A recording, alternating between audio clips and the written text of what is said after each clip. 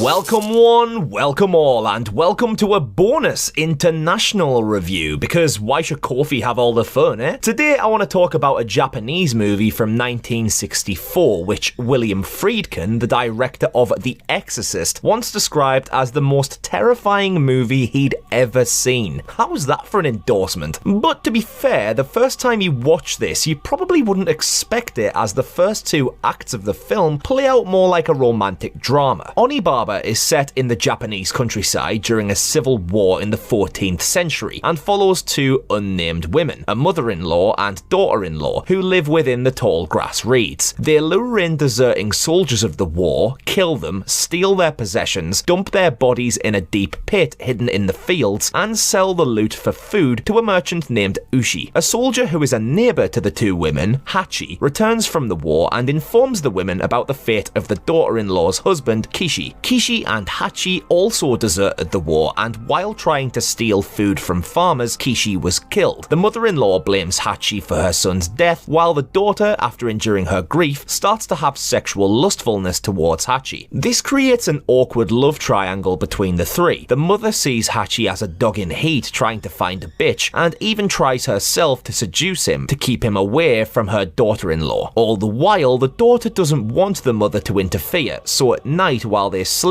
she sneaks out and runs to Hachi's hut to get absolutely rucked all hour, which is Northeast English slang for a pretty good bang. The reason the mother is enraged is through not only jealousy, but also the fact she doesn't want Hachi to take her daughter-in-law away, as she requires her help in order to kill and rob passing soldiers for survival, and she may not survive if left to her own devices. So far, it doesn't sound much of a horror film, does it? As a concept and how it's presented, it's not too far off an Akira Kurosawa film like Seven Samurai or Rashomon. But then, just when you're engaged in the romantic triad, the third act happens. While the daughter is out getting slammed one night, the mother's worst fear happens as her hut is ambushed by a masked samurai. How's that for a design? This is called a hanya mask, which is traditionally used in theatre rather than war and represents a jealous female demon. But here it's being worn by a male soldier to invoke fear. I can't believe hanya masks haven't been used more in horror films, because they're horrifically unsettling.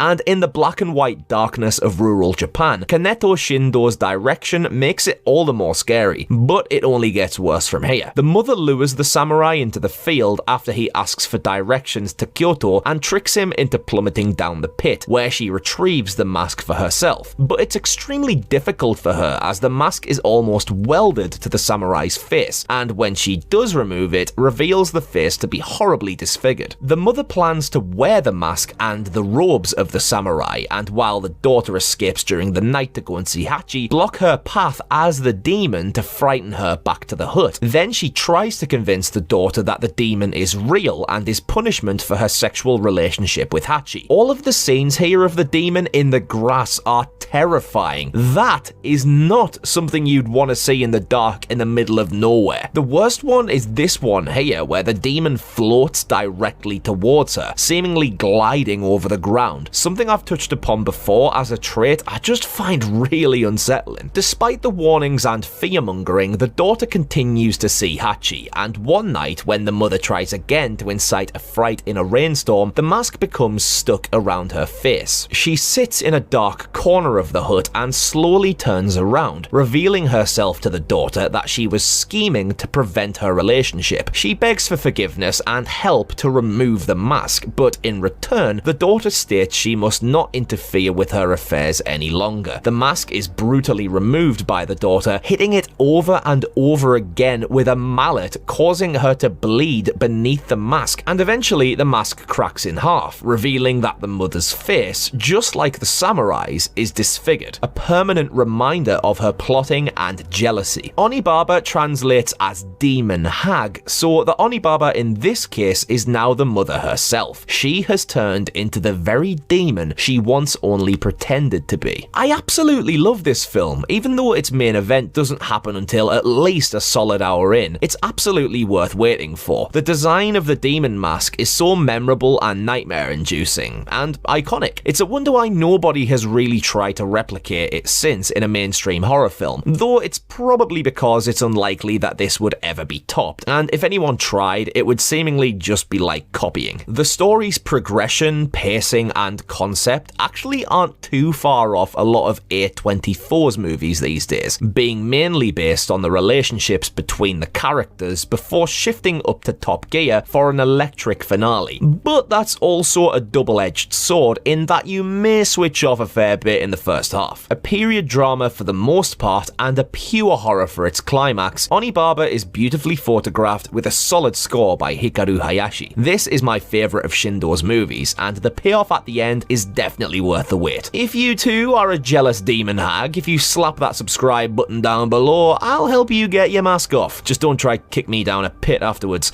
Regardless, I'm Connor from Unleash the Ghouls, and sayonara.